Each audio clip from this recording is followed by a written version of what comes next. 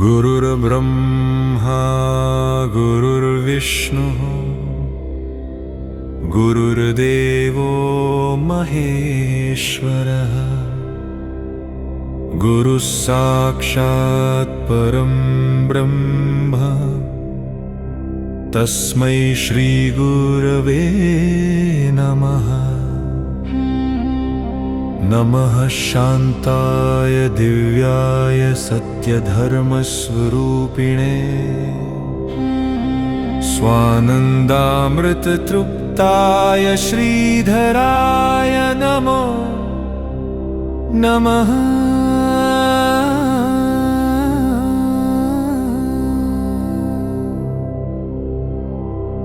पुंडलीकवरदारि विठ्ठल श्री ज्ञानदेव तुकाराम अवधूत चिंतन श्री गुरुदेव दत्त भगवान गोपाल कृष्ण महाराज के भगवान श्रीधर स्वामी महाराज के जय।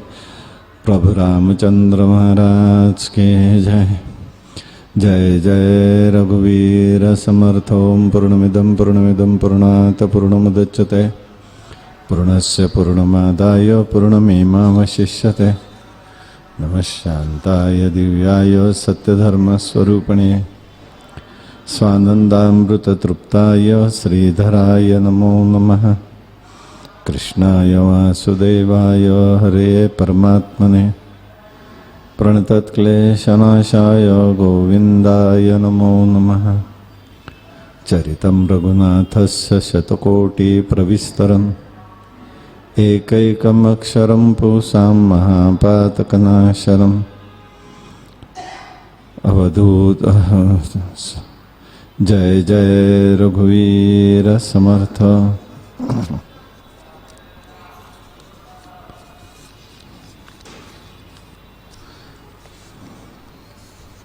महादेव उवाच कदाचित् कौशिको अभ्यासादयो अध्याया ज्वलनं प्रभः दृष्टुं रामं परात्मानं ज्ञातं ज्ञात्वा स्वस्वामिया।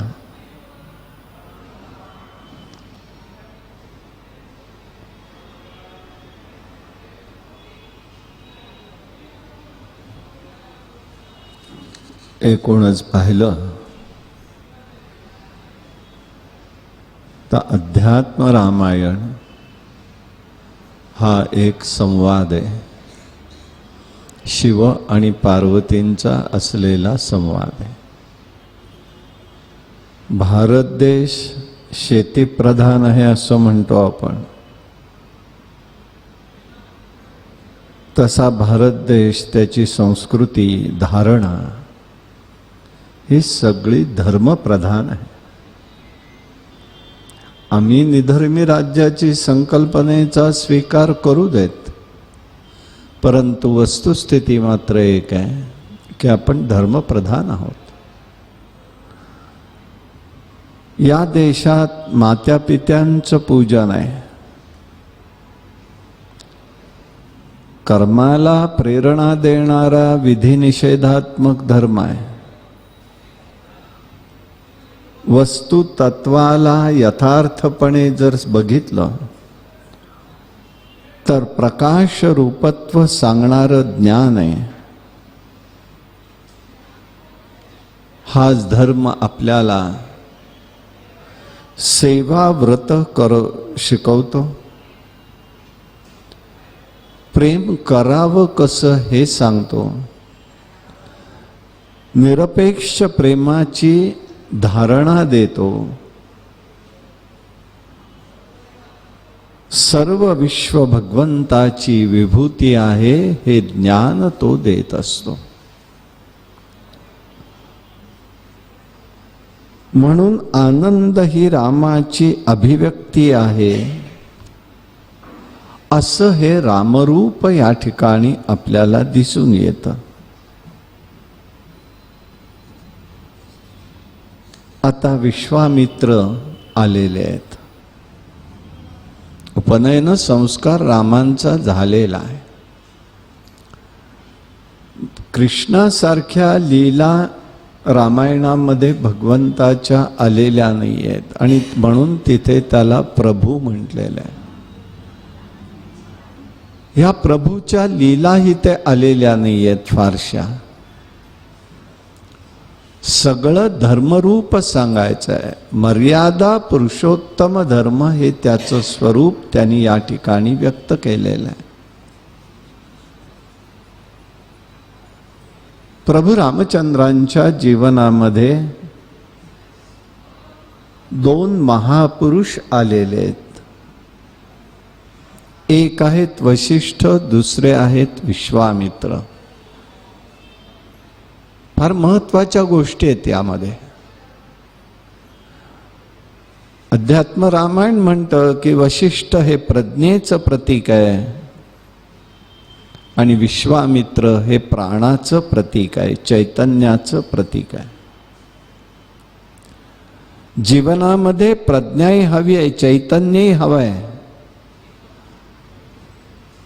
नुसतंच आम्हाला त्या ठिकाणी भक्ती नको आहे. भक्ती ही प्रसाद रूपाची आहे हे या ठिकाणी लक्षात येतं.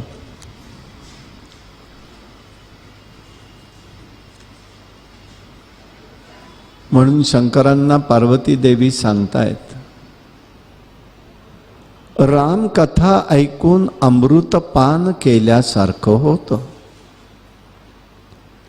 सुधापानासारखं वाटतं, पण तृष्णा माझी वाढत आहे. हिते तृष्णेचा अर्थ काय आहे? हिते तृष्णा म्हणजे या स्वरूपाने म्हणतात. म्हणजेच तृष्णा हा शब्द संस्कृत मधल्या अर्थाप्रमाणे तहानेला तृष्णा म्हटलेला आहे. माझी तृष्णा म्हणजे तहान वाढते, प्यास वाढत आहे. परमात्मा एक अद्वितीय आहे, तो हृदयात आहे. मग तो कसा प्रगट होतो? तर दोन रूपाने तो प्रगट होतो. तहानेनी, प्यास आणि तृप्तीने, या दोन रूपात तो प्रगट होतो. ज्याला तहान लागलेली असते, प्यास लागलेली असते, तो महात्मा बनतो आणि तृप्तीने तो परमात्मा बनत असतो. कारण तृप्तीमध्ये सगळं संपलेलं असतं आणि जेव्हा सगळं संपलेलं असतं त्यावेळेला देवाचं देणं सुरू होत असतं. म्हणून तो परमात्मा बनतो. म्हणून ज्या क्षणाला आमचं मागणं संपतं त्यावेळेला परमात्मा हा त्याचं देणं सुरू करतो. म्हणून मागणं थांबवायचं आहे. हे त्याचं वैशिष्ट्य आहे. आपल्या वैशिष्ट्य असं आहे की आपलं मागणं कधी संपतच नाही. कुठल्या ना कुठल्या रूपाने तरी ते चालूच राहतं.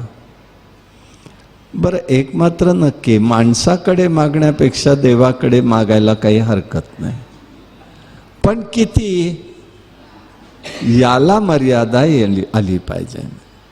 आणि म्हणूनच महे कृष्ण तृष्णा तृष्णा तत्वमिदी वेदितम तत्वामी बोधितम. ही तृष्णा काय करते हे शंकरांनी सांगितलं. तत्वाचं ज्ञान करून देते. आणि त्यामुळे श्रीराम काय आहे, दाशरथे राम काय आहे. राम खरं म्हणजे रामा शब्दामध्येच एक वैशिष्ट्य असं आहे, तो चैतन्य घन आहे शब्द. श्रीराम चालत नाही, राहत नाही, कसलाही शोक नाही, कुठे कोणतीही वस्तू नाही, तो काही घेत नाही, तो काही टाकत नाही, तो केवळ आनंद रूपच आहे. त्याला रूपही नाही, पण माया निर्मित पदार्थांचा आधार आहे, म्हणून तो सृष्टीरूप भासत असतो. हेच त्याचं वैशिष्ट्य आहे. असा हा परमात्मा, आत्मा, अनात्मा, परमात्मा, परात्मा म्हणजे ईश्वर हा सदैव बघितलं तर ईश्वर, जीव आणि शुद्ध चैतन्य हे तत्व समजून घेतलं पाहिजे. म्हणून रामतत्व या ठिकाणी शंकरांनी सांगितलंय. हे रामतत्व काय आहे?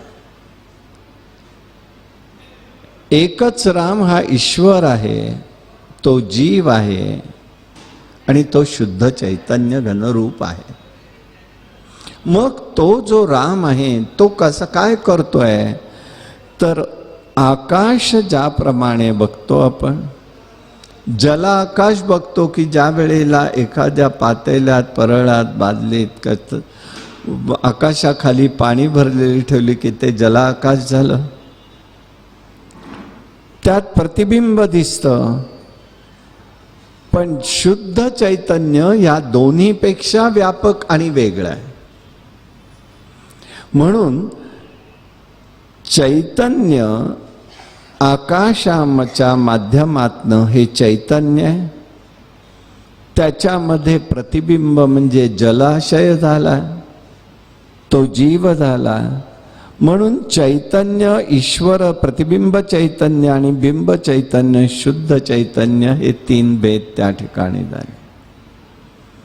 गंभीर चेहरे झालेले दिसत आहेत.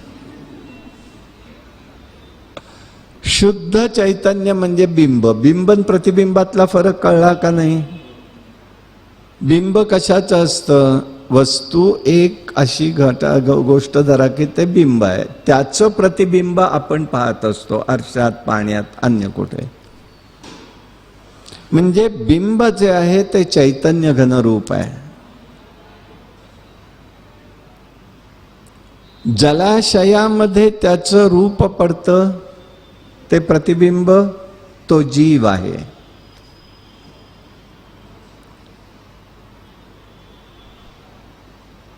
ते चैतन्य रूपच आहे, पण तो जीव रूप आहे, तिथे प्रतिबिंब झालं ते. आणि शुद्ध चैतन्य म्हणजे बिंब, आणि ईश्वर हा चैतन्य ईश्वर आहे, म्हणजे तो त्या ठिकाणी एक अस्तित्व. आता आणखी एक उदाहरण बघू म्हणजे लक्षात येईल. बिंब आहे, बिंब असं कळलं, आरशामध्ये आपण आपल्याला पाहतो. प्रतिबिंब आहे, तो जीव आहे, शुद्ध चैतन्य. आणि आरसा आहे दाखवणारा, तो चैतन्य ईश्वर आहे. म्हणजे आणि जरा लगेच खुलासा होईल.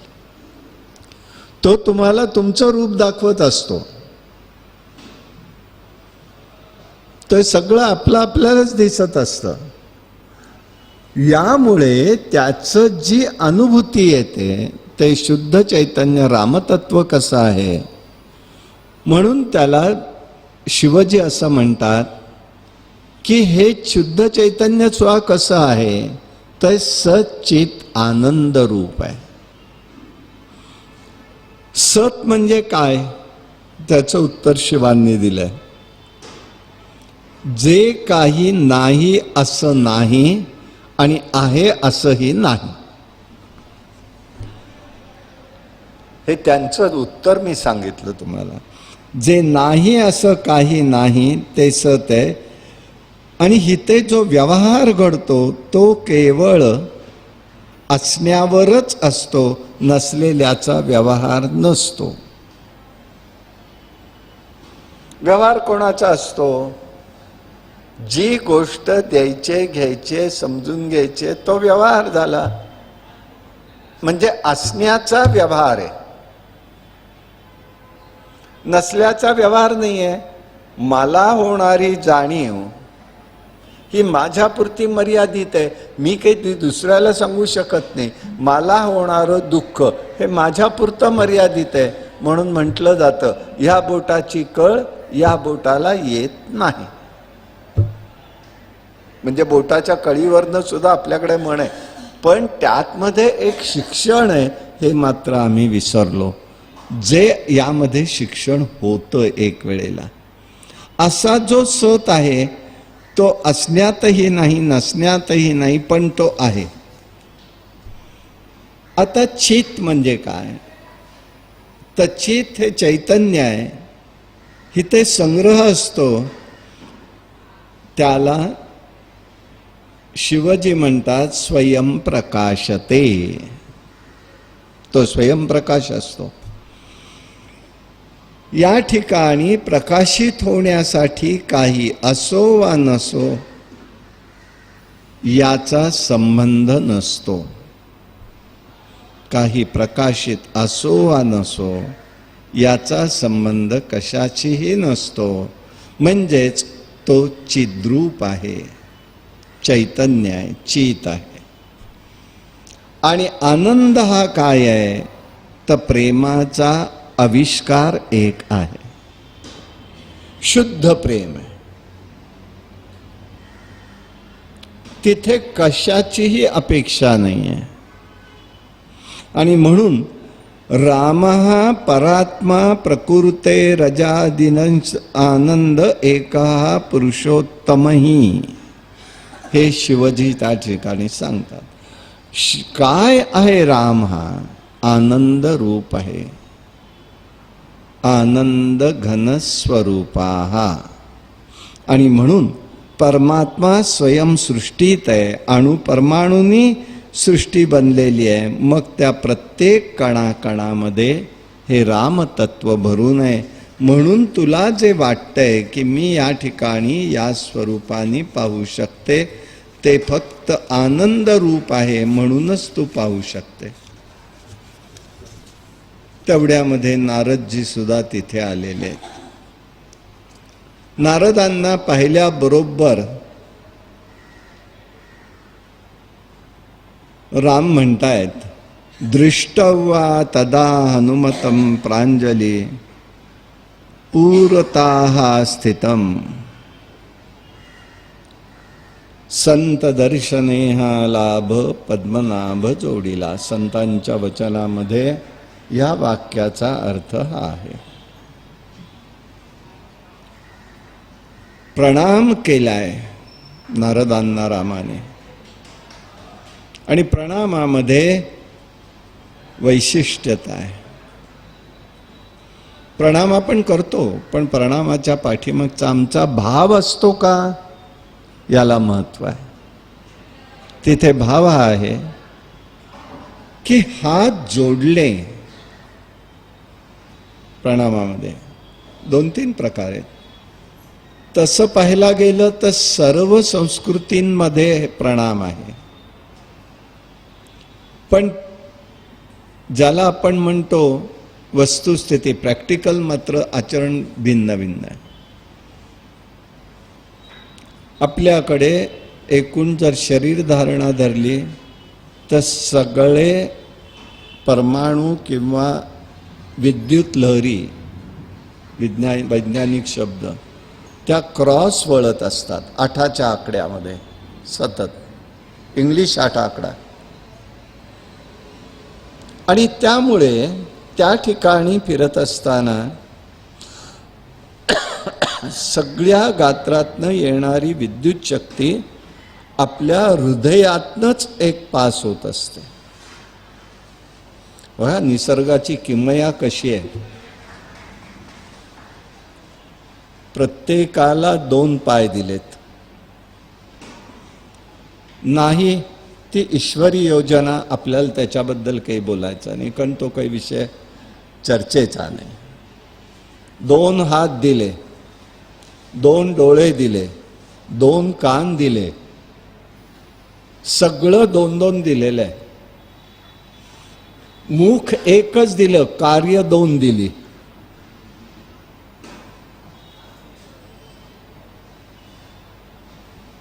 हृदय एकच आहे ना, का 2 आहे? हृदय एकच आहे. आणि त्यामुळे तिथे जाताना ज्या सगळ्या वेव्ज येतात ती आपल्या पद्धतीप्रमाणे जर विचार केला तर आपण असे हात जोडतो आपल्या हृदयाशी हात घेतो, अंगठ्यातनं सगळ्यातनंच या सगळ्या वेव्ज या आपल्या हाताच्या टोकांमध्ये येतात.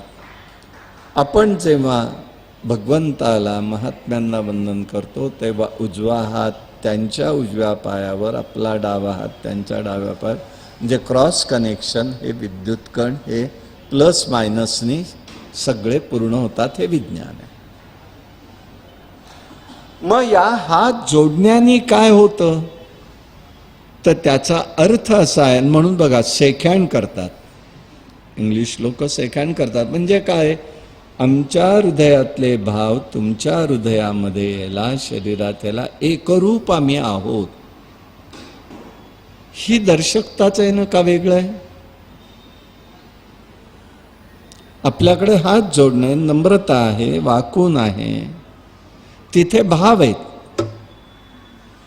म्हणून हात जोडलाय म्हणजे आम्ही तुमच्या आज्ञेचा स्वीकार केला, हा अर्थ हात जोडण्यात आहे. असतो का नाही मला माहिती नाही, असावा काय हे मी याच्या माध्यमातून सांगतो. दुसरा, मस्तक झुकवलं जातं किंवा टेकले, टकची केले असं ज्ञानेश्वरांच्या आरतीमध्ये म्हणतात. काय होतं तिथे नक्की, तर आम्ही तुमच्या विचारानुसार आमची बुद्धी काम करायला लागते असं त्या ठिकाणी भाव असला पाहिजे. की तुम्ही जो काही विचार सांगितला, तुम्ही आतापर्यंत जे काही सांगितलं त्याप्रमाणे आम्ही आमचं आचरण ठेवतोय, आम्ही असं वागतोय, आम्ही असं करणार आहोत, संपलं. हा मस्तक झुकवणे किंवा टेकण्याचा अर्थ आहे. आणि तिसरा आहे साष्टांग दंडवत, स अष्टांग. महिलांना साष्टांग नमस्कार वर्ज्य आहे, कधीही महिलांनी करायचा नसतो, कुठल्याच महिलेनी नाही. म्हणजे परत याने नाही का त्याने नाही, त्याने नाही का त्याने नाही, नाही, कोणाला परवानगीच नाही आहे. हिते सगळ्याचं रक्षण आहे. आत्ता तो विषय नाही मी बोलत नाही, फक्त एवढंच सांगतो. म्हणून महिलांना साष्टांग नमस्कार, महिलांना नाही, पुरुषांना. त्याचा अर्थ असा आहे, आमचं जीवन आम्ही तुमच्या चरणी समर्पित केलं आहे. कृतीत्मक असू नये, कवायत आहे ती मग. आणि म्हणून संसारिणा मुनिश्रेष्ठ दुर्लभम तव दर्शनम, राम म्हणतात. या संसारामध्ये तुमच्यासारख्या महात्म्याचं दर्शन अत्यंत दुर्लभ आहे. मग आहे काय, अस्माकं विषयासक्त चेतसाम निरंतरम मुने. मला या ठिकाणी असा मी विषयासक्त, संसारामध्ये राम म्हणजे आपणच जीव बोलतोय, तेव्हा मला तुम्ही या ठिकाणी मार्गदर्शन करा, ही स्वरूप मला सांगा. अशा प्रकारचा विचार त्यांनी या ठिकाणी व्यक्त केलेला. म्हणून रामकथेमध्ये वैशिष्ट्यता आहे. प्रत्येकाच्या जीवनामध्ये अधिकाराने तिलांजली दिलेली आहे. प्रत्येक व्यक्तीने, व्यक्तिरेखा जर पाहिल्या अशा स्वतंत्र एक एक एक एक एक एक प्रत्येकाने आपल्या जीवनाची अधिकाराची तिलांजली दिलेली आहे आणि कर्तव्याचं प्रत्येकाने पालन केलेलं आहे. मीच का हा शब्द नाही, मीच का हा शब्द नाही. आणि म्हणून वास्तविक खऱ्या अर्थाने प्रेमाचं लक्षण काय आहे, तर सर्व सुखभोग संपून जातात. त्यामुळे जीवनात जेव्हा राम उतरतो तेव्हा जीवन रामरूप होतं. म्हणून हे रामाचं स्वरूप जाणून घ्यायचं आहे. उर्मिला एक मूक व्यक्तिरेखा आहे, पण पतीबद्दल, रामाबद्दल रामानुराग आहे, म्हणून अयोध्येत ती सगळ्यात पूजनीय ठरलेली आहे. एक एक व्यक्तिरेखा पाहिल्या की कळतं. आणि म्हणून रामांचं जीवन म्हणजे काय, दशरथाचं जीवन काय, मर्यादा, संस्कृती, सभ्यता आणि सात्विकता यांनी भरलेलं आहे. म्हणून मनुष्याचं जीवन कृतार्थ कधी खऱ्या अर्थाने होतं तर या 4 गोष्टींमुळे होतं. मर्यादा, संस्कृती, सभ्यता, सात्विकता यामुळेच जीवन कृतार्थ होतं. पैसा किती आहे, शिल्लक किती पडली आहे याला महत्त्व नाही. आणि पुन्हा माझ्या मनासारखं घडलं हेही नाही. ज्यामधून ह्याचं संरक्षण झालेलं आहे त्याचं ते स्वरूप आहे. आणि म्हणूनच या ठिकाणी हे स्वरूप आपण पाहायचं आहे. अशा प्रकारचं हे स्वरूप त्या ठिकाणी आपल्याला दिसून येतं. आता विश्वामित्रांचं येणं झालेलं आहे. विश्वामित्र आले, सगळ्यांना आनंद वाटलेला आहे. राजा दशरथाला निरोप मिळाला. राजा दशरथ भेटण्यासाठी तातडीने तिथे उपस्थित राहिलेला आहे. आदरपूर्वक राजनीतीप्रमाणे त्यांनी त्यांचं आदरातिथ्य केलं, अर्घपाद्य पूजन केलेलं आहे. आपल्यासारख्यांच्या येण्यामुळे मी धन्य झालो म्हणाले.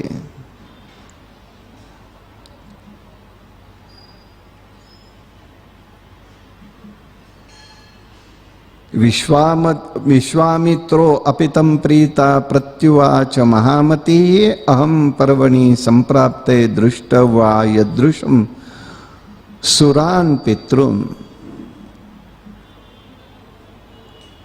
एकूणच त्याला त्या ठिकाणी संतोष वाटलेला. यांनी त्याला आनंदही वाटला.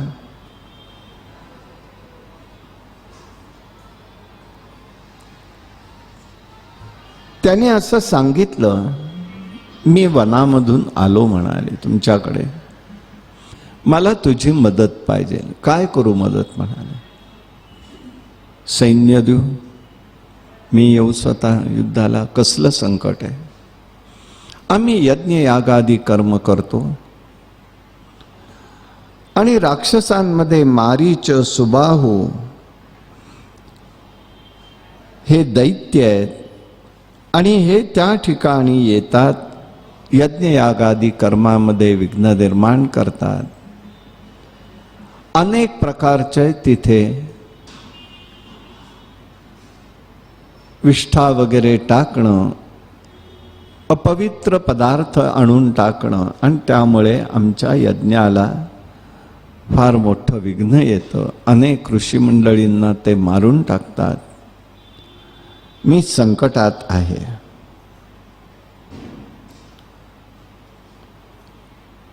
मी माणसं देतो, चला म्हणाले, आपण येतो. मी यज्ञ कधी आरंभ करताय. नाही, मला तुम्ही नकोत म्हणाला, सैन्य नको तुझं. मग काय हवंय. आत्ता नुकताच उपनयन संस्कार ज्यांचा झालेला आहे तो राम आणि लक्ष्मण मला दे. अरे ते लहान मुलं आहेत. आता मात्र त्याला वाईट वाटतंय, काय करावं कळेना. ज्या मुलांना अजूनही राजवाड्याच्या बाहेर पडणं सुद्धा माहिती नाही, तुलसी रामायणामध्ये भावार्थ रामायणामध्ये पुष्कळ वर्णन केलेलं आहे ह्या सगळ्याचं, की ज्यांना खरोखरचीच माहिती नाही त्यांना तुम्ही एकदम युद्ध प्रसंगावरती नेता. काय करतील ही मुलं. मुलं लहान आहेत, अशा प्रकारचा विचार त्यांनी त्या ठिकाणी सांगितला.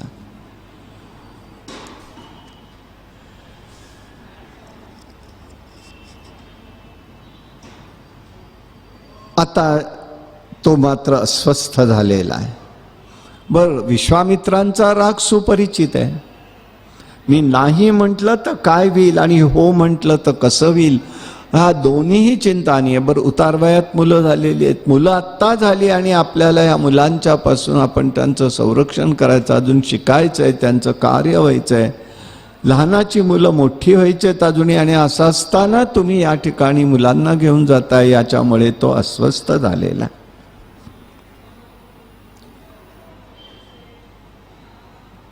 मला तुझी ही मुलं मात्र दे. लक्ष्मणे सह भ्राता तव श्रेयो भविष्यति अंतस्तर वर्धनार्थे ज्येष्ठम रामम प्रयच्छामी. मला ही मुलं राम ज्येष्ठ भ्राता आणि त्याचा धाकटा बंधू लक्ष्मण हे माझ्याबरोबर द्या. काय करावं कळेना तेवढ्यामध्ये वशिष्ठांच्या ही गोष्ट लक्षात आली. वशिष्ठांनी त्याला बाजूला घेतलं, दशरथाला.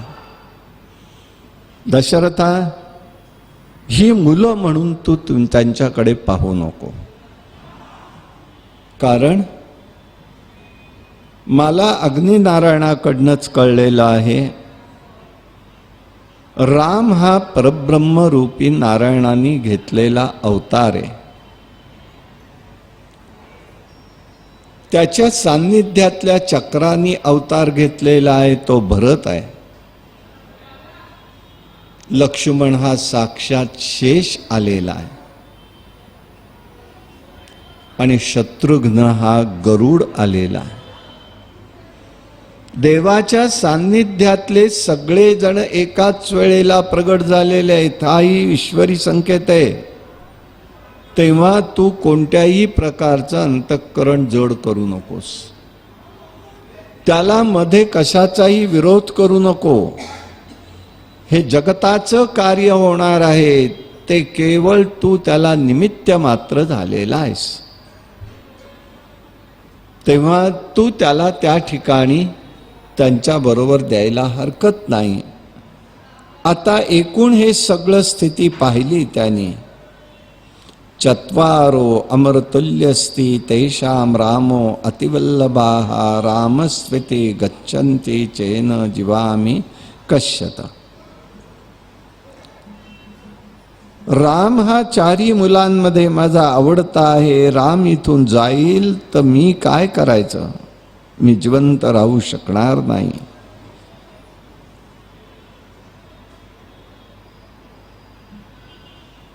तेव्हा कदाचित शाप देतील मला, असत्य भाषणाचा स्पर्श होणार त्याच्यामुळे. तेव्हा त्यांनी सांगितलं त्याची चिंता तू करू नकोस. ब्रह्मदेवांच्या आदेशाने पृथ्वीभार दूर करण्यासाठी प्रार्थना सगळ्यांनी केली होती. तेव्हा कश्यपाच्या आणि अदिती म्हणजे कौसल्या मातेच्या उदरी येणारे आणि त्याला लगेच त्याच्या पूर्वज जन्माचं स्मरण केलं, कश्यप आणि अदिती.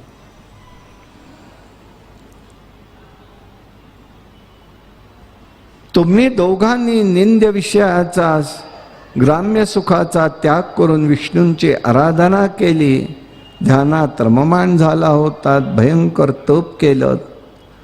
त्यांनी वरमाग म्हणून सांगितलं, तेव्हा तू त्या ठिकाणी बोललेला आहेस, त्वं मे पुत्रो भवामलम. तूच माझा एक निर्मल पुत्र हो, हे भगवंताला तू सांगितलंस. मग आता का तू त्या ठिकाणी बघतोस? शेषस्तु लक्ष्मणो राजन राममेव पद्यन्ते जातो भरतशत्रुघ्नौ शंखचक्रे गदामृत योगमाया पिसीतेती जाता जनकनंदिनी. योगमाया जनक राजाकडेची मुलगी म्हणून तिकडे ती प्रगट होईल. तेव्हा आता त्या ठिकाणी तू विचार ठेवू नकोस. परमात्मा रामरूपानी तुझा पुत्र म्हणून आलेला आहे.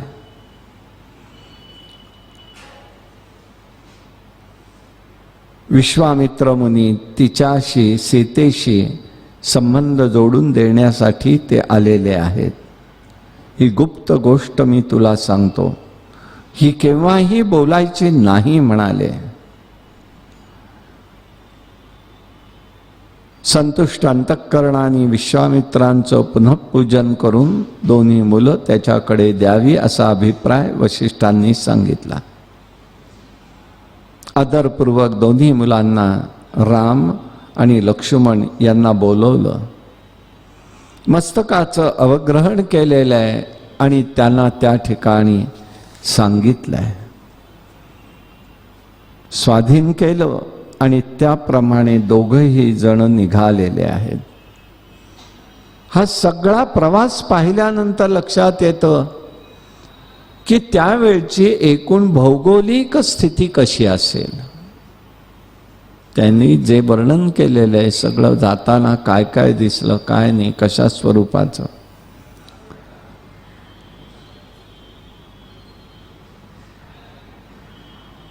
आता 3 जण निघालेले आहेत.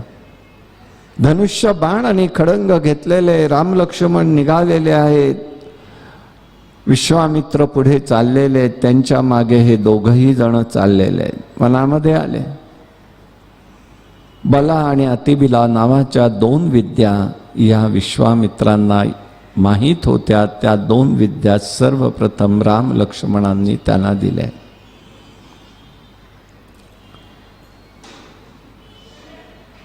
या 2 विद्यांचा अर्थ आहे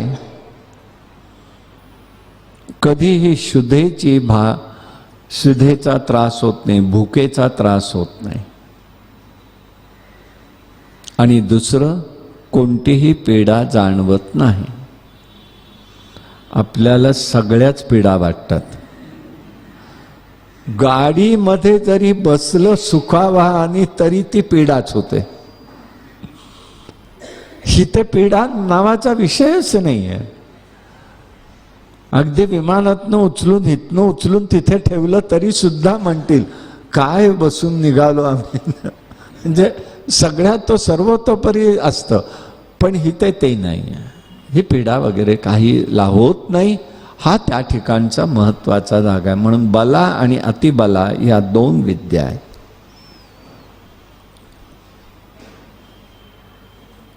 मग निघाले तिथून पुढे. जाता जाता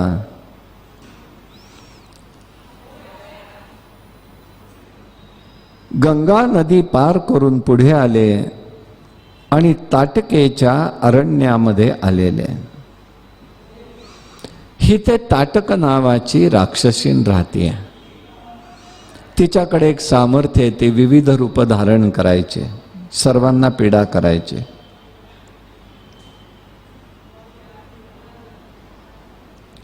रामाने बघितलं तेव्हा काही वाटे वगैरे काही गेले नाहीत. दोघांनी काही केलं नाही. पुढे यज्ञ आरंभ केला. यज्ञारंभ केला आणि त्याच वेळेला ती त्या ठिकाणी आलेली आहे.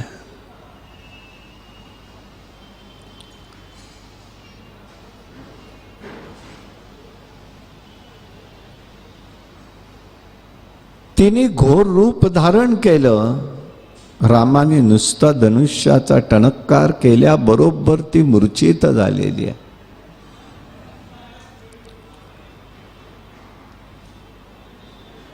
रामाने तात्काळ तिचं रुद्ररूप पाहिलं आणि तिच्या अंगावरती बाण सोडलेला आहे. ती रक्त ओकून नाश पावली. वास्तविक एक आहे,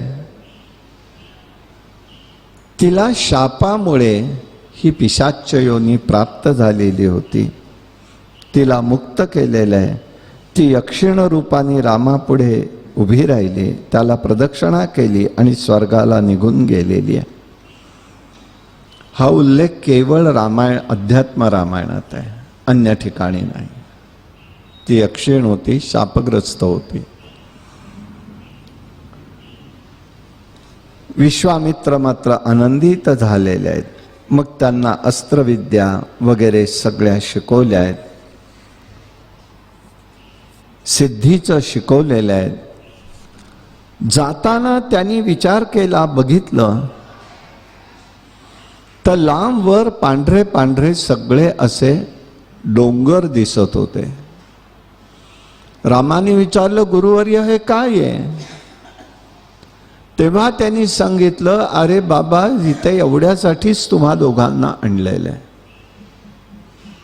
आतापर्यंत या ठिकाणी सर्व ऋषी मंडळींना मारून या राक्षसांनी त्यांच्या अस्थी टाकल्या. त्या अस्थीचे डोंगर आहेत. वनामध्ये राजगृहात राहून ही गोष्ट कळली नसती हे त्यांनी विश्वामित्रांनी ओळखलं. टेबलावर बसून अहवाल येईल त्याप्रमाणे बघायचं, निर्लज्जासारखं तुमच्याच लोकांनी केलं हे म्हणणारे अहवाल नाहीयेत हे. बी प्रॅक्टिकल, या पहा, करा, तयार व्हा. किती निर्लज्जपणा असावा याचा कळच आहे. आणि त्या ठिकाणी आम्ही मात्र त्यांना गोंजारायचंच आहे अजूनही.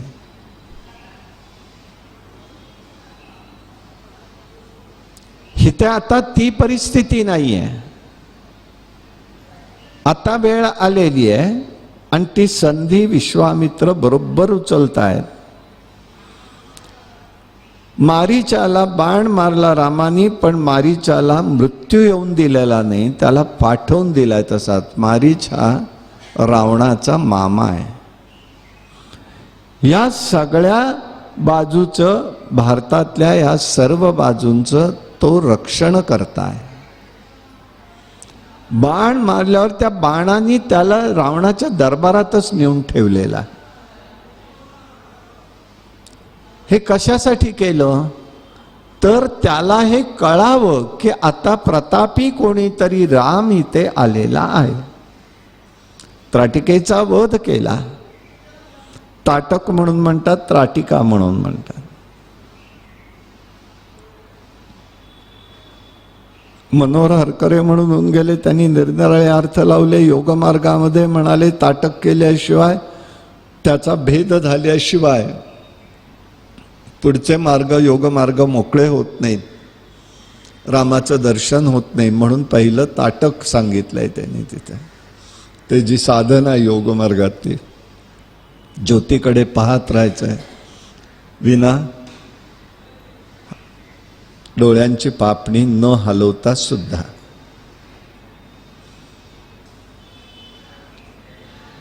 ते ताटक म्हटलंय. किंवा सूर्याकडे बघायचंय सतत. असो, तेव्हा या ठिकाणी त्यांनी केलं. सुबाहूला मात्र मारून टाकलं. ते दोघं जण भाऊ होते. मारीचाला मात्र जिवंतच ठेवून त्याला तिथपर्यंत पोचता केलेला. रावणाला हे कळावं की आता दैत्यांच्या नाशाची वेळ जवळ आलेली आहे. आता थोडेसे आवरावर किंवा तुमचे सगळे जे काही आता उपद्व्याप चाललेत ते कमी करावेत. खरी तीच योजना या ठिकाणी असावी की आम्ही आता कमी नाही आहोत, आधी बघून घ्या आम्ही कसे आहोत, म्हणून ती परवानगी दिली असावी. असो, याप्रमाणे झालं. आता वध झाला, मारीचाला पाठवून दिलं. अनेक प्रकारच्या विद्या शिकलेल्या आहेत, सिद्धी शिकलेल्या आहेत आणि सिद्धाश्रमामध्ये ते आलेले आहेत. त्याला कामाश्रमही म्हणतात. मुनींचं वसतिस्थान तिथे आहे. आश्रमात आल्याबरोबर ऋषी मंडळींनी रामाचं आणि विश्वामित्रांचं, लक्ष्मणाचं स्वागत केलेलं आहे.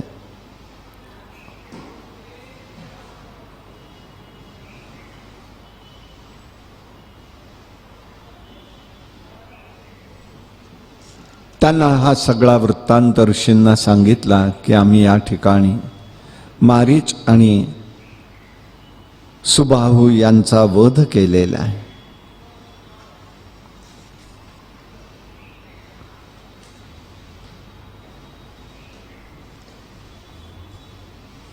अशा प्रकाराने त्यांनी त्या ठिकाणी केलं.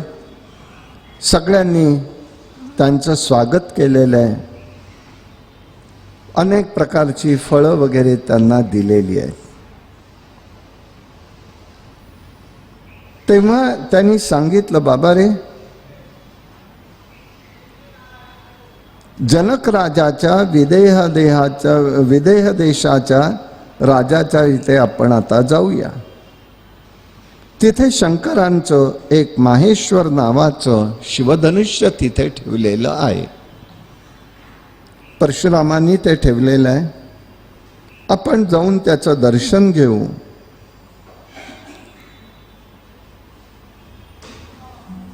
आणि आपण पुढच्या प्रवासाला जाऊ. जात असताना गंगा नदी पार केली आणि त्याच वेळेला गौतमांचा आश्रम तिथे लागलेला आहे. गौतमांच्या आश्रमामध्ये ते आलेले.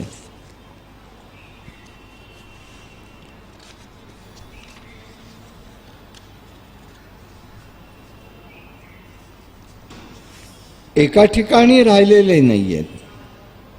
अतिशय पवित्र असा आश्रम आहे. पशु पक्षी तिथे मात्र कोणीही त्या आश्रमात नाही. तेव्हा रामाने विचारलं, गुरुवर्य या ठिकाणी म्हणाले एवढा मोठा आश्रम आहे आणि याला मालिन्य का आलेलं आहे? बर पशु नाही, पक्षी नाही, नुसतीच झाडं वाढलेली आहेत. मग हे आश्रमस्थान कोणाचं आहे? पुष्प पत्र फळांनी सुद्धा त्या ठिकाणी आश्रय घेतलेला नाही.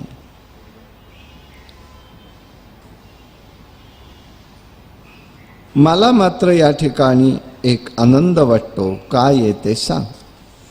तेव्हा विश्वामित्र म्हणाले, पूर्वीची एक घटना मी तुला सांगतो. इथे गौतम नावाचे ऋषी राहत होते. धर्माचरणी होते, ईश्वराची आराधना करायचे, मोठे तपस्वी होते. त्यांचं एकूणच तपसाधना पाहून ब्रह्मदेवांनी आपली कन्या अहल्या हिचा विवाह त्यांच्याशी करून दिलेला होता. वास्तविक इंद्राने अहल्येला पाहिलेलं होतं, तेव्हापासून त्याच्या मनामध्ये तिच्याबद्दलची आसक्ती होती.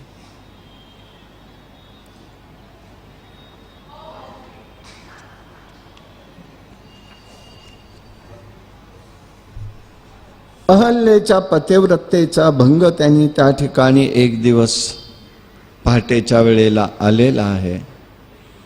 पहाटे कोंबडं आरवलं की या ठिकाणी अंघोळीला गौतम ऋषी जायचे.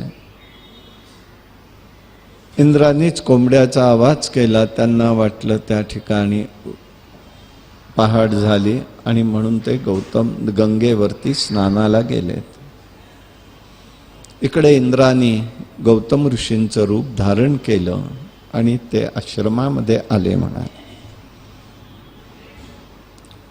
पुढे गेल्यावर त्यांच्या लक्षात आलं, चंद्र ज्या दिशेला यायला पाहिजे तो अजूनही आला नाही, काहीतरी फसगत झाली असं म्हणून पुन्हा ते आपल्या कुटीकडे यायला लागले. आणि समोरासमोरच दोघांची भेट झाली आणि त्यांना हे कळालं. कोण हे सांग म्हणाले. तेव्हा इंद्राने आपलं रूप प्रगट केलं. तेव्हा गौतमांना अतिशय राग आलेला आहे. त्यांनी त्याला भगेंद्र पडतील असं म्हणून त्याला त्या ठिकाणी शाप दिलेला.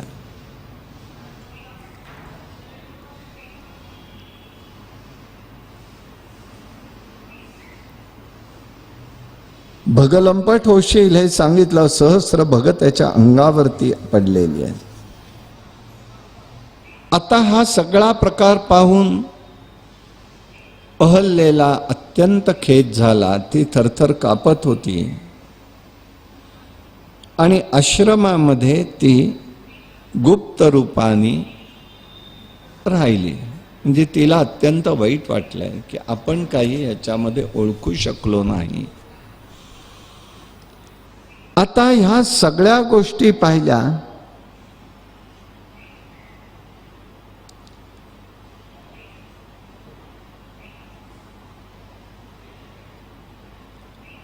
याप्रमाणे तिने निराहार केलेला आहे. लक्षात घ्या. तीव्र तप आचरून ऊन वारा पाऊस इत्यादी सोसलेला आहे. वशिष्ठ म्हणाले, आता पुढे त्रेतायुगात रामावतार होईल, भगवान विष्णू साक्षात येतील, तेच तुला याच्यातून तारतील. कारण त्यांना हे असं एक धारणा आहे की गौतमांनी तिच्यावर अन्याय केला. अन्याय केलेला नाही आहे. कारण तिलाच किती समजून सांगितलं तरी तिला त्या पश्चात्तापातनं बाहेर पडता येत नाही. जर ती शिळाच झाली, हे जे काही सगळीकडे आपण पाहतो ऐकतो सिनेमात अन्य ठिकाणी, तर शिळा जर झाली असतील तर तो कोणतं केलं असतं? तिला तपाचाच प्रश्न आला कुठे? निराहार राहिली आहे, रामाचं ध्यान केलेलं आहे, याचाच अर्थ ती शिलावत होती, शिळा झालेली नव्हती. अर्थ समजून घ्यायचे असतात प्रत्येक घटनेमागचे. म्हणून भागवतामध्ये वेदस्तुतीमध्ये सांगताना आपल्याला सांगतायत ऋषीमंडळी की वेदातले अर्थ तुम्ही जाणावेत कसे, हे सांगितलेलं आहे. शब्दार्थ, वाच्यार्थ, गूढार्थ, मतितार्थ, भावार्थ, चालीरीतीचे अर्थ, परंपरेचे अर्थ, हे सगळे जाणून घ्यावे लागतात. आपल्या भारतीय संस्कृतीमध्ये काय पद्धत आहे? मनुष्य इथून निघाला की येतो बर का, आणि कृती काय करतो? जाण्याची. मग आता येतोचा अर्थ घ्यायचा का त्या ठिकाणी अर्थ काय घ्यायचा? अशा शब्दांच्या अर्थातनं समजत नसतं. ती शिलावत झालेली आहे, शिळा झालेली नाही. आपण म्हणतो मुलांना रागाच्या भारात, काय तुझ्या डोक्यात कांदे बटाटे शिरले आहेत का? काय कांदे बटाटे शिरायची गोष्ट आहे? काय गाढवासारखा वागतोस? काय गाढव आहे? ह्या उपमा तिथल्या असलेल्या त्याच्या वर्तनाच्याला दिलेल्या उपमा असतात. काय मूर्ख आहेस? शब्दांच्या अर्थातनं जायचं नसतं, त्याच्या वर्तनाची असलेली परिसीमा काय आहे हे ज्याचं द्योतक असतं. तशी ही शिलावत आहे. आणि आपल्याकडल्या सर्व वाङ्मयांमधून एकानीच फक्त त्याचे वर्णन केलं आहे, आणि ही ते केलंय ते आपल्या शिवजींनी केलेलं आहे अध्यात्म रामायणात. हिते त्यांनी करताना सांगितलेले आहे, निराहार दिवारात्रम तपहा परमस्थितः आतपलानी वर्षादि सहिष्णु परमेश्वरम ध्यायन्ति राम एकाग्र मनसा हृदय संस्थिता नाना जंतु विहीनो अयमाश्रयो ये भविष्यती. ते त्यांनी त्याचं स्पष्ट निवारण केलेलं आहे. ती शिलावत राहिली आहे. आणि दुसरं एक आहे समर्थ रामदास. मनाच्या श्लोकांमध्ये समर्थ असं सांगतात, अहल्या शिळा राघवे मुक्त केली, पदी लागता दिव्य हो निगेली. पदी लागता, रामानी पाय लावलेला नाही. आणि एक लक्षात घ्यायचं, आपण सगळ्याचे अर्थ पाहताना कसे पाहावेत? व्यक्तिमत्व काय आहे? एक फार मोठं उदात्त व्यक्तिमत्व आहे रामांसारखं, की ज्यांनी एकपत्नी व्रत धारण केलेलं आहे. असे प्रभू रामचंद्र, स्त्रियांबद्दलचा त्यांचा मनामध्ये परिपूर्ण आदर आहे. सीतेला ते ए म्हणून कधी बोललेले नाहीत. हा आदर आहे मनातला, लक्षात घ्या. आला आणि गेला. आता तर काय सगळेच जण सगळ्यांनाच बोलतात, काय त्याला अर्थच नाही. सासू सुद्धा जावयाला म्हणताना म्हणते आरेन जा रे, दारचा गडीच. आमच्या भावनाच नाहीत ना तिथे. तिथे त्यांनी त्या ठिकाणी विचार मांडलेला आहे. आणि तिथे त्यांनी म्हटलेलं आहे, अहल्या शिळा राघवे मुक्त केली, पदी लागता. पदी म्हणजे येऊन पदी, म्हणजे राम सीतेला ही जर समजलं ही शिळा ही गौतमांची पत्नी अहल्या आहे, तर लावतील का राम पाय? विचार करायला पाहिजे आपण. आमच्या धर्मसंस्कृतीमध्ये पुराणांवरती जे आक्षेप येतात त्याचं कारण आम्ही त्याचं निराकरणही करत नाही आणि आम्हाला तेच गोड वाटतं. याला काय करावं माणसाने, हे बरोबर नाही आहे. हे आक्षेप सगळे आपल्याला धुतले पाहिजे, दूर केले पाहिजे, आपणच सांगायला पाहिजे. हे दाखवता कामा नाहीत. तेव्हा हिते या ठिकाणी महत्वाचा धागा आहे. पदी लागता दिव्य होऊन गेली, म्हणजे ती मूढवत होती ती पदी लागली. रामाचं चैतन्य शुद्ध चैतन्य रूप आहे आणि त्या शुद्ध चैतन्याने पूर्णपणे म्लान झालेल्या एका चैतन्याला त्यांनी शुद्ध केलं आणि परिमल शुद्ध केलेलं आहे. हे ज्ञान आहे. हा विचार त्यांनी या ठिकाणी सांगितला.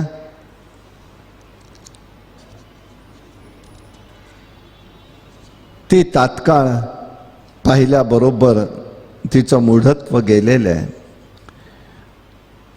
त्याला शिवजी म्हणतायत की ती शापमुक्त झालेली आहे.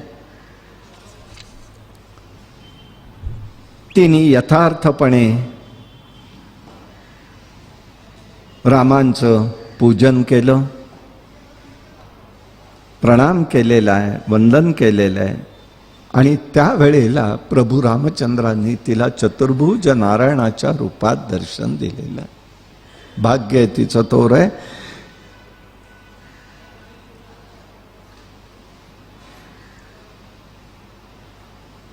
चतुर्भुजन शंख चक्र गदा पद्मम धारिणम धनुष्य बाणधरम रामम लक्ष्मणेन समन्विता. हा एक उल्लेख कुठे नाही आहे का. अध्यात्म रामायण आपण पाहतोय बघा, कथा सगळ्यांना माहिती आहेत, आपल्याला काही माहिती नाही असं. पण शिवजी त्याचे अर्थ कसे लावतायत याचं चिंतन आपण करतोय. रामकथा म्हणजे काय बघतोय आपण, हे लक्षात घ्यायचंय आपल्याला. याप्रमाणे त्यांनी केलं. अहल्येनी पुष्कळ स्तवन केलेले. अहो कृतार्थ असे जगन निवासते पदांबुज संलग्न रजक कणम स्पर्शामि पद्म शंखादि शंकरादिभि मृगंते रदंते मानसौ सदा.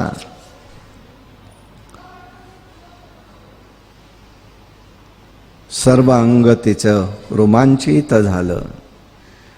हे जगन्निवासा रामा, तुझ्या चरण रजक कणांनी मी मात्र पवित्र झालेली आहे. ब्रह्मदेव शंकर देव अंतःकरणामध्ये काही काळजी उत्पन्न झाली असता, जिचा शोध घेतला असता, त्याच तुझ्या पायधुळीने मला स्पर्श आज झाला. तुझं चरित्र किती विचित्र आहे म्हणून सांगू.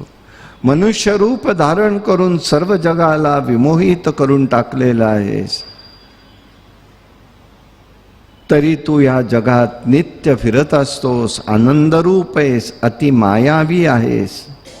पदकमलाच्या धुलीकणाने मी मात्र पवित्र झाले. भागीरथीचा हा प्रवाह आहे.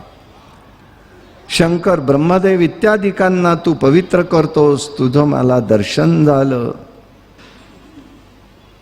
पूर्वार्जित हे कोणतं भाग्य मला माहिती नाही. ती त्यावेळेला त्याला सांगतेय.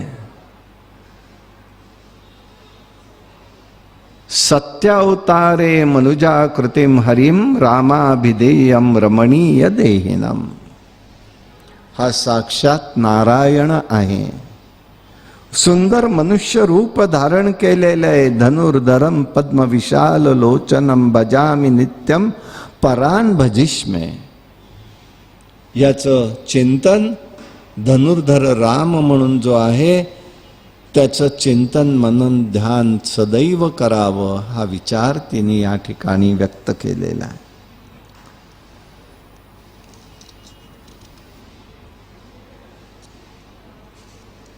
सगळेच जण तुमचं पूजन करतात. आपण पुराण पुरुषात पुष्कळ तिने स्तुती केलेली आहे.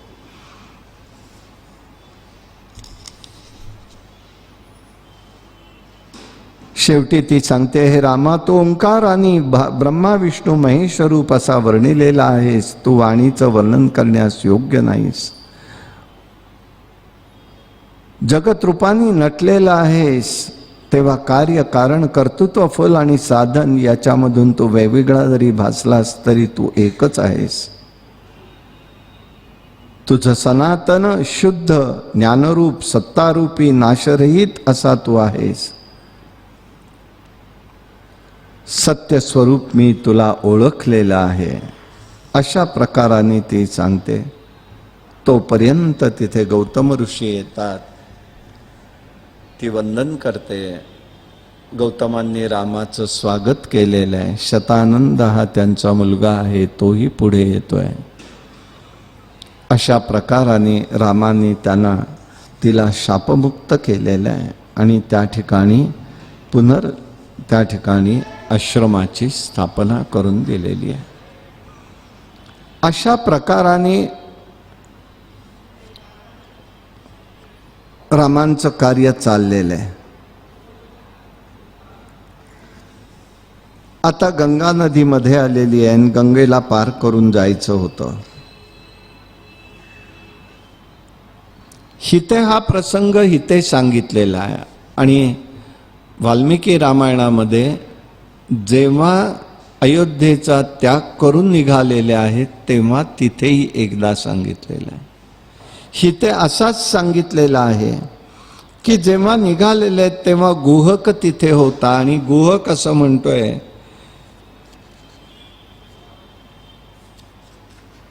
की मी काही तुला तिकडे नेणार नाही. कारण म्हणाले, काय झालं होतं, ज्या दिवशी राम तिथे आलेत कळालं त्यावेळेला त्यांनी त्यांचं स्वागत केलं आणि मिथिला नगरीकडे जायचंय म्हणून ते पलीकडे जायला निघालेले आहेत. परंतु त्याला ही बातमी कळतीये तोपर्यंत की अहिल्याचा उद्धार झालेला आहे. म्हणजे तोच पुन्हा विषय तिथेही असाच केला. त्याची समजूत आहे शिळा होती आणि शिळेचा उद्धार केलेला आहे. आता ही समजूत सांगणं खोडून काढणं कठीण असतं. असो, त्याप्रमाणे त्यांनी तिथे केलं. आता या गुहकाला कळल्यावरती गुहक म्हणाला, मी नाही नेणार तुला बाबा तिथे. का नेणार नाहीस? तर म्हणाले, मी आता नुकतंच ऐकलं की तू त्या ठिकाणी शिळेचा उद्धार केला आणि शिळेतनं म्हणाले त्या ठिकाणी एका शिळेची स्त्री झाली आणि जर माझ्या नावेमध्ये बसलास आणि त्या नावेची स्त्री झाली तर मी काय करू? गुहक म्हणजे आदिवासी समाज आहे वनातला. तो म्हणाला, मला भीती वाटते, मी काही करत नाही. इच्छुत्व प्रयोसो गंगा मुत्तम सह राघवा तस्मिन काले नाविकेन निषिद्धो रघुनंदना. निषेध केला, मी काही नेणार नाही. का नेणार नाहीस म्हणाले. तेव्हा त्यांनी सांगितलं,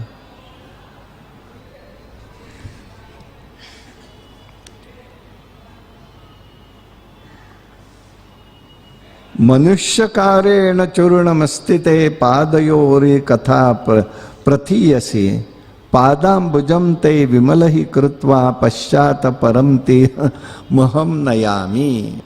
मी काही नेणार नाही. जर माझ्या नावेची स्त्री झाली तर मी करू काय? माझी उपजीविका त्यावर आहे. तेव्हा त्या ठिकाणी माझ्या कुटुंबाची हानी होईल हे ध्यानात घ्या म्हणाला. तेवढ्यामध्ये हे खरं पत्नीचं घरातलं कार्य असतं. खरं कार्य काय आहे? स्त्री दाक्षण्य म्हणजे काय? विरोधाला विरोध हे स्त्री दाक्षण्य नाही आहे. माझ्या मनासारखंच घडलं पाहिजे हे स्त्री दाक्षण्य नाही आहे. तिच्या लक्षात येतंय प्रभू रामचंद्रांच्या पायाकडे तिचं लक्ष जातंय पत्नीचं त्याच्या, आणि त्यावेळेला तिला एकदम लक्षात येतं. म्हणून ती काय म्हणते की तुम्ही बाजूला या. आणि तिने त्याला सावध केलंय, अहो नाही वगैरे म्हणू नका. हा दाशरथे राम आहे, मी ऐकून आहे हा भगवंताचा अवतार आहे.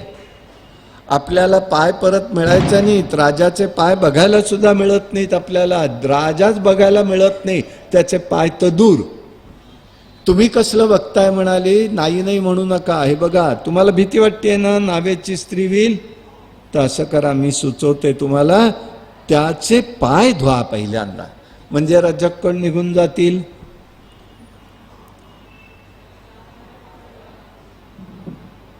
नो उचितरी सद्युवती मलेन स्वेच्छेत भियो विदू कुटुंबाने.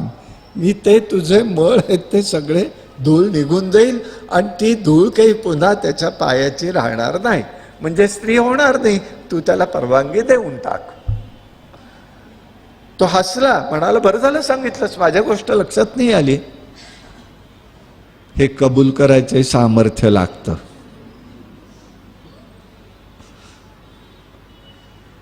त्यांनी लगेच त्या ठिकाणी आलाय प्रभूच्याकडे, प्रभूला सांगितलं की असं असं आहे, मला पाय धुवायला परवानगी द्या. हसले, म्हणाले हा म्हणजे असे महात्मे त्यावेळेला बोलायचं नसतं, लक्षात ठेवा.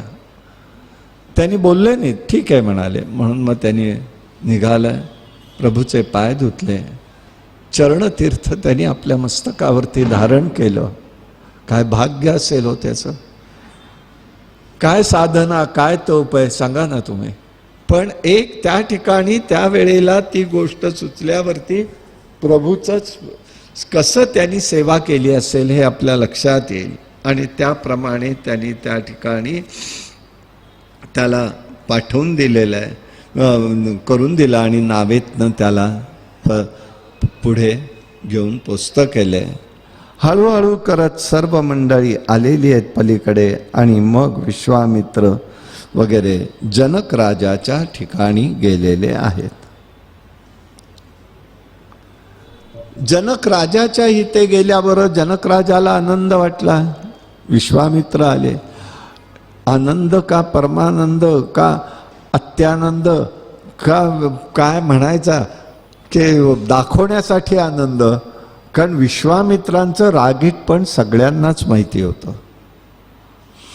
त्यामुळे आता यांचं काही इकडलं इकडे झालं म्हणजे आपल्यावर गदा आली, म्हणजे एक प्रकारचं संकट आलं का आनंद आला, काही कोणाला कळत नव्हतं. पण त्यांनी आनंदाने त्यांचं स्वागत केलं.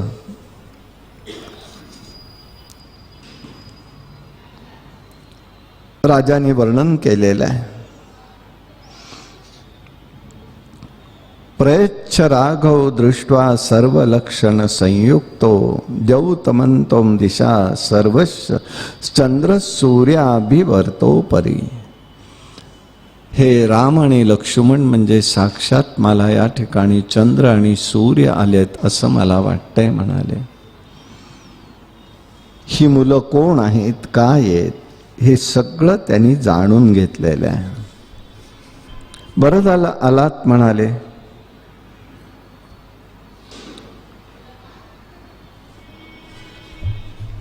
येताना रामाचा जो पराक्रम झालेला आहे की यज्ञाचं रक्षण करणं, त्राटिकेचा वध करणं, सुबाहूचा वध करणं, मारीचाला तसंच पाठवून देणं, या सर्व पराक्रमाचं वर्णन त्यांनी या ठिकाणी केलं. अहिल्याच्या उद्धाराची गोष्ट सांगितली.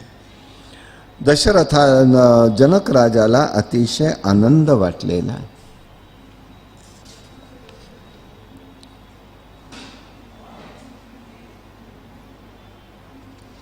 याप्रमाणे ते त्या ठिकाणी आले. लगेच त्यांनी सांगितलं, बरं झालं आलात, माझी कन्या ही सीता आहे आणि हिचा विवाह आम्ही या ठिकाणी आरंभलेला आहे, स्वयंवर आहे म्हणाले.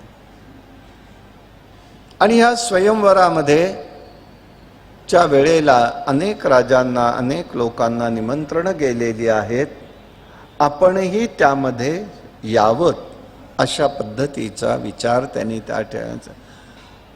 विश्वामित्र म्हणाले, काही हरकत नाही, आम्हाला नुसतंच यायचं, आम्ही येऊ, तुमचं चालू देत काय असेल ते. अशा प्रकाराने अनेक जण तिथे आलेले आहेत. अनेक राजे, अनेक लोक आली, त्याच्यात रावणही आलेला आहे. पण ते शिवधनुष्य कोणालाही मोडता आलं नाही किंवा त्याला प्रत्यंचा लावता आलेली नाहीये. अशा प्रकाराने त्यांनी बघितलं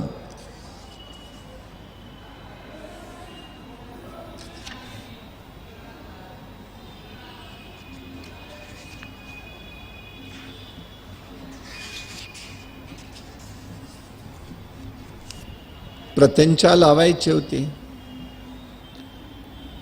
वैशिष्ट्य असं झालं, एकाही राजाला दशाननासह, रावणासह कोणालाही ते शिवधनुष्य उचलता आलं नाही.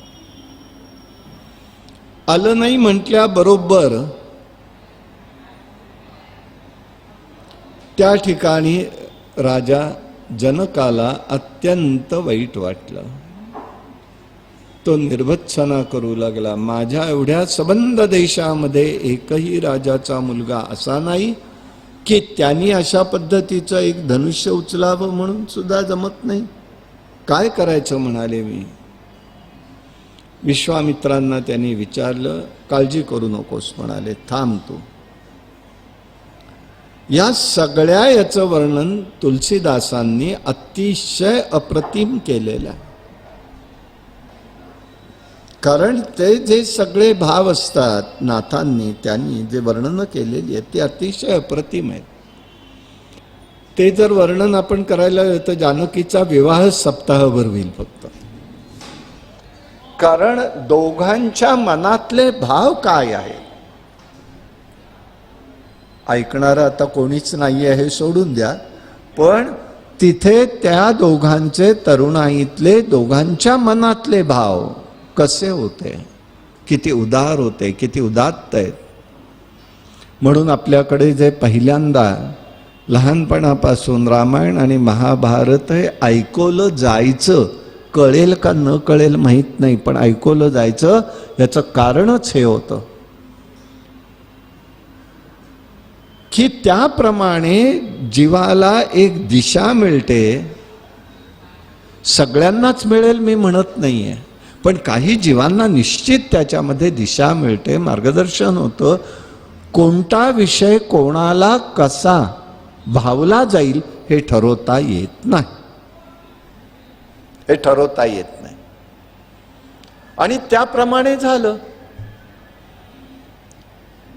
विश्वामित्रांनी फक्त नजरेनी सांगितलंय, वर्णन फार सुंदर केलेलं आहे ते.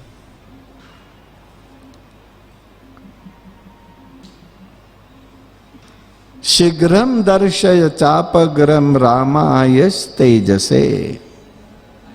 रामाच्याकडे नुसत्या नजरेने सांगितलं. राम उभे राहिले. बारीक सारीक वर्णन आहे आणि हे फार महत्वाचं आहे.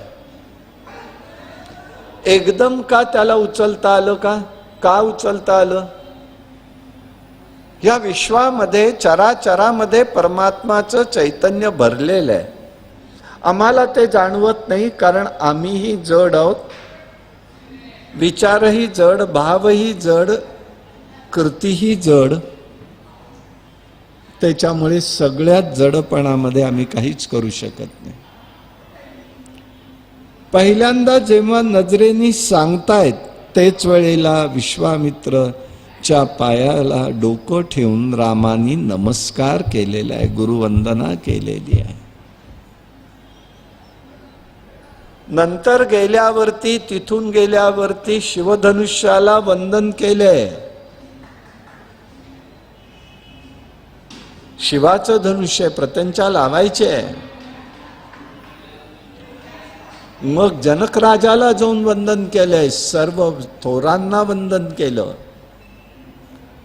नमस्कार काय करतो, एक नमस्कार. विचार करा तुम्ही, नमस्कार आहे एकच नमस्कार. ज्ञानदेव नेवास्यामध्ये आहेत. येऊन राहिलेले आहेत पैठणहून निघून. ज्ञानेश्वरी झालेली नव्हती. गंगेचा घाट गोदावरीचा उतरून वर चढत होते स्नान करून. तेवढ्यामध्ये एक स्त्री येते, नमस्कार करते. नमस्कार केल्याबरोबर शब्द गेले, सौभाग्यवती भव. एक नमस्कार. सगळे लोक हसले, ती मात्र रडतीये. आणि त्याच वेळेला त्यांनी सांगितलं, म्हटल्या बरोबर ते म्हणाले, सगळ्यांनी सांगितलं, अहो आत्ता पती तिचा गेला आहे आणि त्या ठिकाणी तिचा आत्ता सती ती चालली, आणि तुम्ही काय सौभाग्यवती म्हणून म्हणते, काय या पोराकडे लक्ष देताय? ज्ञानदेव हसले, माऊली हसले. कनवाळू आहे, माऊलीच म्हटलंय ना त्यांना. शवापाशी आलेले आहेत. आपल्या हातातलं जे तीर्थ कमंडलू आहे, पाणी अंगावर शिंपडलेले आहे, तो झोपेतनं जागे व्हावे असे सच्चिदानंद बाबा जागे झालेले आहेत. आता त्यांच्याकडनं कार्य करून घ्यायचंय. त्यांना मंदिरामध्ये घेऊन आलेले आहेत, त्यांनाही बसवलेलं आहे. ती स्त्री पण बसलेली आहे आणि तेही बसलेले आहेत. पैसा खांबाला टेकून त्या ठिकाणी शिवजींच्या सान्निध्यामध्ये ज्ञानेश्वरीचं लिखाण झालेलं आहे. एक नमस्कार म्हणून म्हण आहे, आशीर्वाद लाखा, नमस्कार फुकाचा, आशीर्वाद लाखाचा. काय करतो एक नमस्कार? किती असते सामर्थ्य त्याचं हे मला सांगायचं आहे. कितीतरी उदाहरणं देता येते. हे स्वरूप त्या पाठीमागे आहे. जीवन दान मिळतं.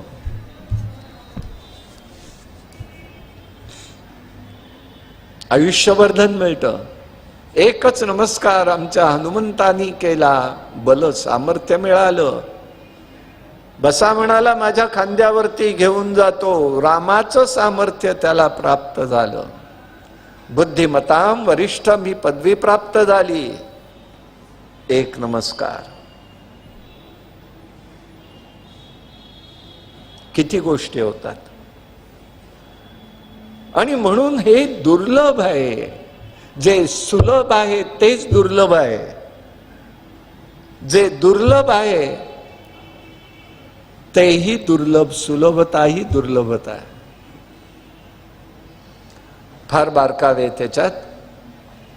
त्याने नमस्कार केल्याबरोबर शिवधनुष्य हलकं झालं. हे विचार लक्षात येत नाही म्हणून मी जरा सुस्पष्ट करतोय. आज सकाळी लोणावळ्यात गेलो होतो. तिथे एक नाना करंदीकर म्हणून होते, त्यांनी एक स्वामींची मूर्त स्थापन केली आहे. त्यांना त्या ठिकाणी काही साक्षात्कारी पुरुष होते वाटतं, प्रवचनासाठी सेवेसाठी गेलो होतो, बोलवलं म्हणून. हकीकत अशी कळली की ती मूर्ती एवढी जड झाली, एवढी जड झाली की कोणालाही उचलता येईना. क्रेन सुद्धा उपयोगी ठरली नाही असं ऐकून आहे. मला प्रत्यक्ष काही माहित नाही. मला प्रश्न उत्तर केली तर काही उत्तर नाही माझ्याकडे. ऐकलेलं सांगतो. सगळे हतबल झाले. काय करावं कळेना. 6 फूट उंच. त्या कारागिराला दर्शन देऊन स्वामी महाराजांनी ते तयार केलेले. योग असा की 4 कोणीतरी वडार समाजाची मंडळी आली. कसली काळजी करताय म्हणाले. मूर्त न्यायची आहे. नेता येत नाही. कशाला काळजी करताय, आम्ही बघू ना म्हणाले. रात्र होत आहेत, रात्री येतो आम्ही. आल्यावरती त्यांनी स्वामींचं पूजन केलं आणि ती मूर्त सहजरित्या चौघांनी उचलून लोणावळ्यात आणून स्थापन केली. पूजन भाग कोणीच केला नाही. हे का सांगतोय, कधी आम्हाला काय येत नाही ते बारकावेत. उद्यापासून लगेच पूजेची लाईन सुरू ठेवू नका कुठेही जाऊन. अर्थ समजून घ्या. काय मी माझ्या भावना, माझ्या संवेदनशीलता कशी माझ्याजवळ असली पाहिजे. काय झालं असेल मला तुम्ही सांगा ना. आणि जेव्हा सच्चिदानंद बाबांकडनं ही ज्ञानेश्वरीचं लिखाण होत आहे, अमृतानुभवाचं होत आहे, हरिपाठाचं होत आहे एकाच जागी, सामान्य गोष्ट नाही आहे.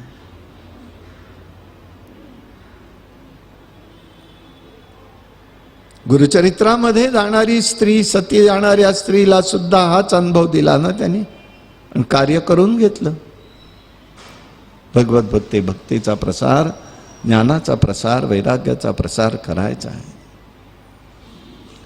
हिते रामाचं त्या ठिकाणी झालं. रामाने त्या ठिकाणी वंदन केलं, प्रत्यंचा लावायला शिवधनुष्य उचललेलं आहे. एकूणच तिला सीतेचं घालमेल सुरू होती की आता तरी धनुष्य या रामानीच उचलावं. प्रार्थनेमध्ये शक्ती असते. इतर वेळेला झाली नव्हती का प्रार्थना? सीतामाईंची झाली नाही. हा बारकावा नाथांनी फार सुंदर रंगवलेला आहे भावार्थ रामायण. खरंच बघायला हरकत नाही. एक एक पान तरी रोज वाचावं, एक एक ग्रंथाचं. वैविध्यता कळते. आपण एकनिष्ठ राहावं, पण ह्या सगळ्यातल्या वैविध्यतेमधनं आपलं अंतःकरण हळूहळू हळूहळू मृदू होतं. मृदू म्हणजे काय? मृदुंगासारखं होतं. मृदुंग म्हणजे काय आहे? मृदू अंग. मृदुंग म्हणजे काय? मृदू ज्याचं अंग झालं आहे, जो करतो तो मृदुंग. मृदू म्हणजे मऊ आणि अंग. असं आमचं शरीर बनू शकतं. संवेदनशीलता आहे. पखवास हेच त्याचं नाव आहे. पख म्हणजे परमतत्व, आणि आवाज, परमतत्वाचा आवाज जो देणारा आहे तो. आमच्या ऋषी संत मंडळींनी ते ओळखलं, म्हणून ते म्हणू लागले, लावून या टाळ श्रुती टाळला मृदुंगाचा घोष, सेऊ ब्रह्मरस आवडीने. ब्रह्मरस निर्माण करणारचं सामर्थ्य प्रार्थनेत असतं. हे प्रार्थनेतलं सामर्थ्य त्यांनी या ठिकाणी केलेलं आहे. आणि त्याप्रमाणे त्या ठिकाणी बघितलं, आणि तात्काळ त्या ठिकाणी प्रत्यंचा लावायला गेलेले आहेत, तोच त्याचं भेदन झालं. आणि भेद झाल्याबरोबर त्या ठिकाणी सीतामाईंना अतिशय आनंद वाटला, आणि तात्काळ त्या ठिकाणी सगळ्यांना त्या ठिकाणी त्याचा अनुभव घेता आला. अशा प्रकारचं इथे झालं. आणि मग सीतामाईंनी वरमाला ही प्रभू रामचंद्रांना घातलेली आहे. मग लगेच त्यांनी हे निरोपी दिली की जा बाबा, आता तू दशरथाला कळवा, आणि दशरथांना सगळे आले की आपण इथे विवाह करू. मग ते त्या ठिकाणी ठेवलेले त्या दोघांच्या जीवाची घालमेल इथे खूप सांगितली आहे नाथांनी. त्याच्यामध्ये कशी झालेली आहे, कसं पाहतायत दोघं. विवाह झाला नाही तोपर्यंत एकत्र आलेले नाहीत, भेटलेले नाही आहेत. निर्णय झाला विवाह आता सीतामाईंचा यांच्याबरोबर होणार. याप्रमाणे ज्यांना निरोप गेला, निरोपाप्रमाणे सगळे जण तिथे आलेले आहेत. आणि मग त्या ठिकाणी अतिशय आनंद वाटला. सगळ्यांच्या बरोबर त्याचा विवाह झालेला आहे. याप्रमाणे झाल्यानंतर हे स्वरूप त्यांनी बघितलं. सुवर्णाची माला होती, मोत्यांचे हार होते. अत्यंत श्वास रोखून ती सगळं पाहत होती. लक्ष्मी स्वरूप तिचं होतं. शंकरांची ठेव म्हणून धनुष्य त्या घरामध्ये परशुरामाने आणून ठेवलेलं होतं. त्रिपुरासुराची नगरी जाळल्यावर त्या ठिकाणी असलेलं, कारण त्रिपुरासुरांनी शंकरांचं आराध्य दैवत ते होतं. शंकर हे त्याचे आराध्य दैवत होते, तेव्हा त्यांनी ते धनुष्य ठेवलेलं होतं. 100 कोटी दिनार त्याला म्हटलेले आहेत. आणि एकूण 10,000 सहस्र लक्ष घोड्याचं दळ त्याच्याजवळ होतं. अशा प्रकाराने हे सगळं झालं. आणि मग विवाह करून ते त्या ठिकाणी निघाले. तोच त्या ठिकाणी वाटेमध्ये परशुरामानी हे जनक राजाकडे ठेवलेलं होतं धनुष्य. परशुरामाला हा वृत्तांत कळतो. परशुराम रागवतो, हा धनुष्य मोडणारा कोण आहे? आणि म्हणून त्याला त्या ठिकाणी बघितलं, अंगकांती कृष्णवर्णीय, उंची खूप आहे, जटाभार आहे, धनुष्य आहे, परशु आहे, कार्तवीर्याचा अंत करणारा, क्षत्रियांचा नाश करणारा हा परशुरामाला सगळेजण घाबरलेले आहेत. दशरथाकडे आले, दशरथाला म्हणतायत जीवदान द्या. परशुराम रामाला म्हणाले, तू राम नावाने मिरवतोयस, तू क्षत्रिय असशील तर युद्धाला तयार हो, माझं शिवधनुष्य मोडणंच म्हणजे काय केलंस म्हणाले. स्वतःला पराक्रम म्हणजे तू क्षत्रिय आहेस, कारण निक्षत्रिय पृथ्वी करेन हा त्यांचा वर होता, उद्देश होता. जुने जीर्ण झालेलं धनुष्य मोडलंस याची बढाई मारू नको, तू या वैष्णव धनुष्याला दोरी चढव आणि युद्धाला ये. पृथ्वी कापू लागली, सर्वांच्या डोळ्यासमोर अंधेरी आली आहे. आता दशरथाला सुचेना, राम पुढे गेले, धनुष्य त्याचा घेतला परशुरामांचा आणि त्याला प्रत्यंचा लावली, बाण लावला. आता काय करू बोल म्हणाले. आता प्रत्यंचाचा बाण तसा सुटणार नाही. एक तर म्हणाले हा बाण अमोघ आहे, व्यर्थ जाणार नाही, कुठे सोडू सांग. परलोक गती बंद करू का पायाची गती बंद करू, तुला कुठेही जाता येणार नाही, तू म्हणशील ते करेन. आणि त्याप्रमाणे त्याला पूर्वजन्मीची आठवण करून दिलेली आहे. त्याला आठवण झाली म्हणजे ते म्हणाले, राम तू साक्षात विष्णू आहेत. मी पूर्वी तप केलं त्यावेळेला म्हणाले तुला प्रसन्न होऊन जमदग्नींचा पुत्र म्हणून तू त्या ठिकाणी आलास आणि जमदग्नींचा पुत्र जमदग्नींना बाणाने मारलंस म्हणून कार्तवीर्याचा तू वध केलेला आहेस. 21 वेळा पृथ्वी निक्षत्रिय केलीस आणि पृथ्वी कर आणि भूमी हे कश्यपाच्या हाती दिलंस. त्रेतायुगात मी परत येईन आणि त्याच वेळेला शक्ती प्रगट होईल हे सांगितलं, त्याप्रमाणे मी सर्व केलं.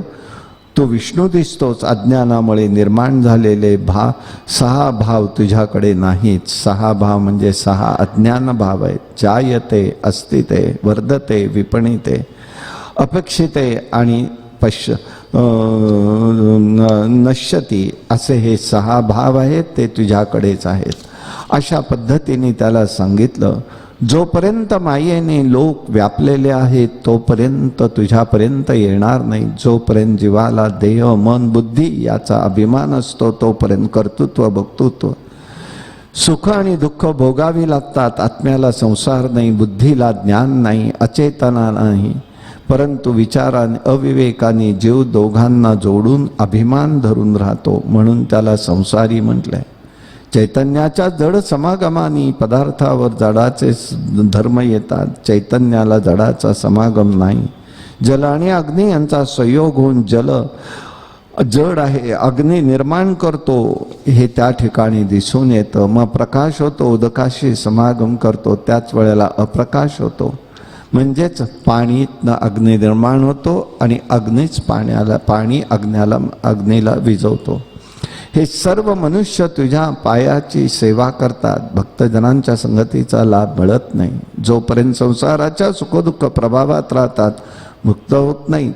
परंतु सत्पुरुषांच्या समागमाने तुझा विषयी भक्ती उत्पन्न होते. माया हळूहळू क्षीण होते, दूर निघून जाते, मोक्ष मिळतो. देवा आजपर्यंत जे काही पुण्यकर्म केलं ते तुझ्या बाणाने हो व त्याचा नाश हो. हे तू योग्य वाटेल ते कर. श्रीराम प्रसन्न झाले. मी प्रसन्न आहे म्हणाले. तुझ्या मनातील भाव मी ओळखला आणि त्यांनी त्यांची त्या ठिकाणी बाण सोडून परशुरामाने सांगितलं, माझ्यावर कृपा करावी, भक्तांचा समागम घडावा, तुझ्या चरणाची सदैव भक्ती राहो. तुझी भक्ती विज्ञान आणि अंतकाळी तुझं स्मरण राहो. रामाने बरं म्हटलं. परशुरामाने रामाची पूजा केली. परशुरामाला जाण्याची अनुज्ञा दिली. परशुरामाने रामाला प्रदक्षिणा केली, बाण मारला आणि महेंद्र पर्वतावरती निघून गेलेले. आनंद वाटला. अयोध्येत परत आलेले. कैकेयीचा बंधू युद्धराजित हा अयोध्येत आलेला आहे. भरताला मामा घेऊन गेला. लोकराज्य सुरू झालं. आनंदाचं भरतं होतं. विकार नव्हता. मायेच्या कार्यानुसार सगळं कार्य चाललेलं होतं. अशा प्रकाराने बालकांडाचा हा शेवट या ठिकाणी होतोय. अशा स्वरूपाने हे सगळं प्रभू रामचंद्रांचं अतिशय आनंदामध्ये अयोध्येमध्ये राज्य चाललेलं आहे. म्हणजे त्या ठिकाणी ते राहत आहेत, दशरथच राजा राज्य करतोय. आता काय होतंय ते आपण उद्या पाहू. काय नमाच्या मनसेंद्रिय वा बुद्ध्यात्मना मा प्रकृती स्वभावात करो यज्ञं सकलं परस्मै नारायण समर्पयामि. हरि ओम तत्सत. विठ्ठल विठ्ठल विठ्ठल विठ्ठल विठ्ठल विठ्ठल विठ्ठल विठ्ठल कुंडली कवरदा हरि विठ्ठल श्री ज्ञानदेव तुकाराम अवधूत चिंतन श्री गुरुदेव दत्त भगवान गोपाल कृष्ण महाराज के, भगवान श्रीधर स्वामी महाराज की जय. जय जय रघुवीर समर्थ प्रभु रामचंद्र महाराज की जय.